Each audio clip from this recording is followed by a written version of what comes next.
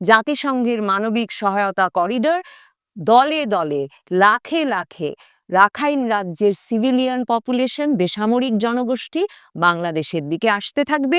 আর এপাশ থেকে প্রশিক্ষিত আরসা সশস্ত্র গোষ্ঠী যাবে ওইদিকে। আর মার্কিন যুক্তরাষ্ট্র আরাকান আর্মির জন্য এপাশ থেকে অস্ত্র পাঠাবে বাংলাদেশকে ব্যবহার করে। আর ক্রমাগত বাংলাদেশের এই সরবরাহ করিডোরটি আক্রমণের বস্তুতে পরিণত হবে, কখনো আরাকান আর্মির মানে কখনো মার্কিন যুক্তরাষ্ট্রের পক্ষের, কখনো মিয়ানমার জান্তা সরকারের মানে চীন সরকারের পক্ষের। গত মার্চে জাতিসংঘ মহাসচিব অ্যান্টনিও গুটেরেস বাংলাদেশে এসে পাঞ্জাবি পরে রোহিঙ্গা শরণার্থী শিবিরে গিয়ে সলিডারিটি ইফতার করে বাংলাদেশের জনগণকে মুগ্ধ করে দেওয়ার পর যখন নবনীতা চৌধুরীর বয়ানে বলেছিলাম যে তার এই আপাত নিরীহ সফরের মূল উদ্দেশ্য রাখাইন রাজ্যের জন্য বাংলাদেশের সীমান্ত খুলিয়ে একটা সহায়তা চ্যানেল চালু করা, তখন অনেকেই এতে আমার বয়ানে ষড়যন্ত্র তত্ত্ব ছড়ানোর গন্ধ পেয়েছিলেন। কিন্তু এখন বাংলাদেশ সরকার সরাসরি বলছে যে তারা নীতিগত সিদ্ধান্ত নিয়েছে মানবিক সহায়তা করিডোর চালু করার, এবং সেটা করেছে জাতিসংঘের বারবার অনুরোধের কারণেই। কিন্তু জাতিসংঘ বাংলাদেশ থেকেই এই করিডোর খুলে দিতে চাপ দিচ্ছে কেন?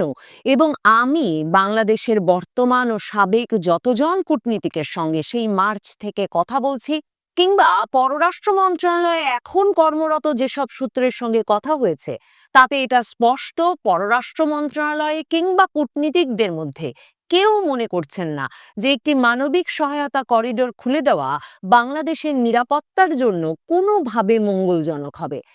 আন্তর্জাতিক মানবিক আইন, ইন্টারন্যাশনাল হিউম্যানিটেরিয়ান ল সম্পর্কে যাদের ধারণা আছে, আন্তর্জাতিক আইন সম্পর্কে যাদের ধারণা আছে, যেগুলো আমি ক্লাসরুমে পড়েছি, রেড ক্রসের ইন্টেন্সিভ ট্রেনিংয়ে এই বিষয়ে পাঠ গ্রহণের আমার সুযোগ হয়েছে, সর্বত্র বলা হয় মানবিক সহায়তা করিডোর আসলে যেই পথ দিয়ে এই করিডোর যায় সেই দেশকে মারাত্মক নিরাপত্তা ঝুঁকিতে ফেলে। আমাদের পররাষ্ট্র উপদেষ্টা বলছেন বটে যে এ দিয়ে তো আর অস্ত্র যাচ্ছে না, এখন যাবে নিত্যপণ্য, অতি জরুরি দ্রব্যাদি। কিন্তু পৃথিবীর ইতিহাস বলে যত জায়গায় মানবিক সহায়তা করিডোর খোলা হয়েছে সব পথ দিয়েই শেষ পর্যন্ত জঙ্গি গেছে, মাদক আসা যাওয়া করেছে, অস্ত্র গেছে। এবং ওই করিডোরটি যে দেশে স্থাপন করা হয় বা যে দেশ থেকে শুরু করা হয় সে দেশ অন্য পক্ষের সামরিক হামলার সম্মুখীন হয়েছে। বাংলাদেশে পররাষ্ট্র মন্ত্রণালয়ের কোনো পক্ষ এটাকে বুদ্ধিমানের কাজ মনে করছে না, বাংলাদেশের কূটনীতিকদের কেউ একে বুদ্ধিমানের কাজ মনে করছেন না, নিরাপত্তা বিশ্লেষকদের কেউ সারা পৃথিবী জুড়ে মনে করেন না যে মানবিক সহায়তা করিডোর খুলে দেওয়া কোনো দেশের জন্য নিরাপদ। তাহলে বাংলাদেশে এই সিদ্ধান্ত জাতিসংঘের চাপে কে চাপিয়ে দিল?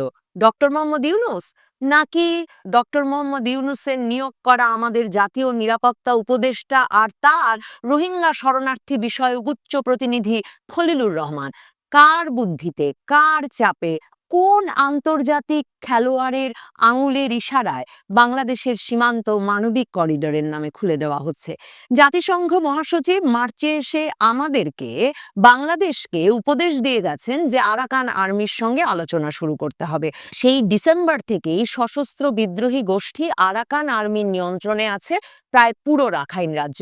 তাহলে জাতিসংঘ কেন আরাকান আর্মির সঙ্গে আলোচনা করে ওই অঞ্চলে জরুরি খাদ্য সহায়তা পাঠাতে পথ তৈরির ব্যবস্থা করছে না? বাংলাদেশকে কেন জাতিসংঘ এই উপদেশ দিচ্ছে? খুবই গুরুত্বপূর্ণ প্রশ্ন। যে সরবরাহ করিডোর বা যে মানবিক সহায়তা করিডোর বাংলাদেশ খুলে দিচ্ছে সেটার দেখভাল করবে কে? বাংলাদেশ সেনাবাহিনী?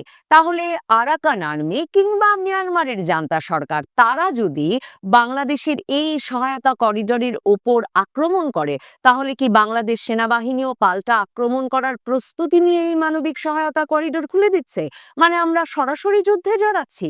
নাকি বাংলাদেশ এই মানবিক সহায়তা করিডোর পাহারা দেওয়ার দায়িত্ব জাতিসংঘ বাহিনীকে দিচ্ছে? জাতিসংঘ শান্তিরক্ষী বাহিনী সবসময় মোতায়েন হয় কনফ্লিক্ট জোনে, যুদ্ধাক্রান্ত অঞ্চলে বাংলাদেশ কি তাহলে নিজেকে একটা যুদ্ধাক্রান্ত, যুদ্ধাবস্থার অঞ্চল হিসেবে ঘোষণা দিচ্ছে? মানবিক সহায়তা করিডোর কোথায় কোথায় হয়েছে? মানবিক সহায়তা করিডোর হয়েছে গাজায় রাফার সঙ্গে, ইজিপ্ট সীমান্ত দিয়ে। ইজিপ্টের সঙ্গে গাজায় রাফা ক্রসিং নামে যে বিখ্যাত ক্রসিং আছে, সেটিও কিন্তু মানবিক সহায়তা হিসেবে কাজ করেছে বছরের পর বছর। গাজাবাসী সবসময় এমন যুদ্ধাবস্থাতেও সবসময় এই মানবিক সহায়তা করিডোরের বিপক্ষে ছিল, এই কারণে কারণ সাধারণত এই একটি অঞ্চলের মানুষকে আরেকটি অঞ্চলে সরিয়ে নিতে শেষ পর্যন্ত জাতিসংঘ সহ আন্তর্জাতিক পক্ষগুলো এই করিডোর ব্যবহার করে। তার মানে রাখাইনকে আসলে রোহিঙ্গা মুক্ত করতে, সিভিলিয়ান মুক্ত করতে শেষ পর্যন্ত এই করিডোর ব্যবহৃত হবে না তো? মানে গত 1 বছরেও তো 1 লাখের বেশি রোহিঙ্গা বাংলাদেশে ঢুকেছেন, কারণ সেখানে আরাকান আর্মি, মিয়ানমার জান্তা সরকার, আরাকান আর্মি, আরসা, এদের মধ্যে যে ভয়াবহ সহিংস লড়াই চলছে, তাতে সেখানে সাধারণ মানুষ টিকে থাকতে পারছে না। তার মানে জাতিসংঘ কি এই করিডোর খুলে তারপর শেষ পর্যন্ত ওখান থেকে বাকি জনগোষ্ঠীকে আসলে বাংলাদেশে নিয়ে আসতে চায়? সিরিয়ায়, ইউক্রেনে, সুদানে, মানে দেশগুলোর নাম শুনলে আপনার গা শিউরে উঠবে যে কোন কোন দেশে আসলে মানবিক সহায়তা করিডোর খুলতে হয়েছে জাতিসংঘের বা আন্তর্জাতিক পক্ষগুলোর। সেই করিডোরগুলো দিয়ে সব সময় শেষ পর্যন্ত বেসামরিক ব্যক্তিদের বাস্তুচ্যুত করা হয়েছে, মানে এলাকা খালি করা হয়েছে বোমা বর্ষণ করে, যুদ্ধ বাঁধিয়ে, এবং সেই এলাকায় ওই মানুষ আর কখনো ফিরতে পারেনি। এটি তো একটি শঙ্কা। আরেকটি শঙ্কার কথা তো বারবার নবনীতা চৌধুরীর বয়ানে বলি, এবং আমি সূত্র মতে বলেছি, কাজেই শঙ্কা হিসেবে বলছি না, খবর হিসেবে বলেছি আপনাদের, যে মার্কিন যুক্তরাষ্ট্র সরাসরি বলে গেছে আরাকান আর্মি মিয়ানমার জান্তা সরকারের বিরুদ্ধে যুদ্ধ করবে, আরও এলাকা যাতে তারা নিয়ন্ত্রণ নিতে পারে। যুক্তরাষ্ট্র তার সমর্থনে আছে, এবং মার্কিন যুক্তরাষ্ট্র চায় যে বাংলাদেশ একটা সরবরাহ করিডোর খুলে দেবে আরাকান আর্মির জন্য, যাতে আরাকান আর্মির রসদের কোনো অসুবিধা না হয়। এবং সেই করিডোর দিয়ে, টেকনাফের সিলখালি থেকে সেই করিডোর দিয়ে আপাতত বলা হচ্ছে বেসামরিক রসদ যাবে আরাকান আর্মির জন্য, কিন্তু যেটা বলেছি একবার করিডোর খুললে সেই করিডোর দিয়ে শেষ পর্যন্ত এই ভূমিতে, অর্থাৎ বাংলাদেশে অস্ত্র প্রশিক্ষণ নেওয়া যোদ্ধাদেরকেও যে যেতে হবে তা একরকম নিশ্চিত। আর মার্কিন যুক্তরাষ্ট্রের যে যুদ্ধের ছক, তাতে তারা কোনো রাগঢাকও রাখেনি। তারা বাংলাদেশের সেনাবাহিনীকে সরাসরি বলেছে যে রোহিঙ্গা শরণার্থী শিবিরে বছরের পর বছর ধরে Arakan Rohingya salvation army, Archer মতো রোহিঙ্গাদের যে সশস্ত্র বিদ্রোহী গোষ্ঠীগুলো কাজ করে গেছে, তাদেরকে বাধ্য করতে হবে বা তাদের ওপর চাপ সৃষ্টি করতে হবে যাতে তারাও আরাকান আর্মির সঙ্গে যোগ দেয় মিয়ানমার জান্তা সরকারের বিরুদ্ধে সেই লড়াইয়ে। বিপদ এখানেই শেষ নয়। খুবই গুরুত্বপূর্ণ একটি ঘটনা ঘটেছে। জামাতে ইসলামী, চীনের একটি প্রতিনিধি দল বাংলাদেশে যখন এখন তাদের সঙ্গে সভা করেছে, তখন চীনা কমিউনিস্ট পার্টির এই চীনা প্রতিনিধি দলকে রোববার, মানে গতকালকে, তারা বলেছে যে জামাতে ইসলামী চায় মিয়ানমারের আরাকান রাজ্যকেন্দ্রিক সংখ্যাগরিষ্ঠ রোহিঙ্গাদের এলাকায় একটা স্বাধীন মুসলিম রাজ্য প্রতিষ্ঠা করা হোক। আমরা জানি আরাকান রোহিঙ্গা স্যালভেশন আর্মির সঙ্গে জামায়াতে ইসলামীর ঐতিহাসিক সুসম্পর্ক আছে। তারা খুবই ঘনিষ্ঠভাবে বহু বছর ধরে কক্সবাজার এবং এই পার্বত্য অঞ্চলে কাজ করে আসছে। এখন বাংলাদেশে জামায়াতে ইসলামী সরাসরি প্রকাশ্যে চীনা কমিউনিস্ট পার্টির প্রতিনিধি দলকে বলছে তারা চায় চীন ভূমিকা রাখুক এবং আরাকান রাজ্যে মুসলমানদের জন্য আলাদা রাষ্ট্র প্রতিষ্ঠা করুক। তার মানে বাংলাদেশ সেনাবাহিনীর উপর অ্যাসাইনমেন্ট, বা ইউনূস সরকারের উপর মার্কিন যুক্তরাষ্ট্র অ্যাসাইনমেন্ট দিয়েছে যে তারা যাতে আরসাকে, রোহিঙ্গা স্যালভেশন আর্মিকে বাধ্য করে আরাকান আর্মির সঙ্গে যুদ্ধে যোগ দিতে মিয়ানমারের জান্তা সরকারের বিরুদ্ধে, যেই মিয়ানমারের জান্তা সরকারের পক্ষে আছে চীনা কমিউনিস্ট পার্টি, চীন সরকার।